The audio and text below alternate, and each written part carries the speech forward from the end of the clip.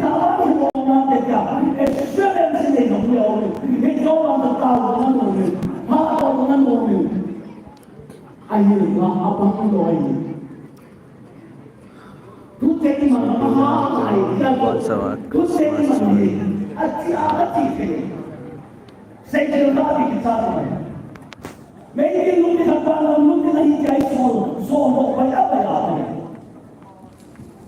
มีที่ที่เดียวเลยอันที่เราได้รับที่เสียหายอันเป็นขัดจะเอาเลย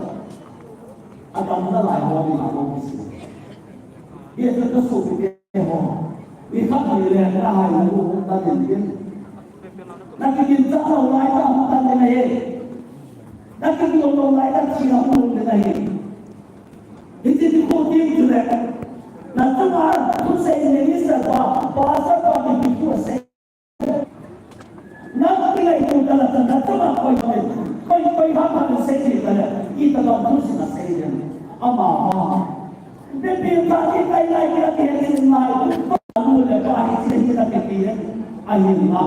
มีสิ่งกำลังทำอะไรอัพยันทำคนเดียวเห็นที่นี่เจ้าสุขสันต์สาเดเห็นที่พ่อมันไอ้ยังโตปฏิญาณที่เป็นเลยปฏิญาณที่มุ่งตะวันมาเองที่สิ่งที่เป็นสิ่งอุ้งโลทุกสิ่งกำลังทำมาไอ้เจ้าอีกอย่างเนี่ยดาวมาสาสาก็สุดเดียวของคุณอะไรที่accidental atau ibu. Aslinya yang ada dalam tombak, kau nak tahu aku, nak tahu lagi dalam tombak. Ayat tu dia, berarti semua ini ada manusia. Kalau kita sedia dengan sedia kita ada manusia. Bila ada manusia, tu nak tahu mana tahu pasti itu nak baik, pasti itu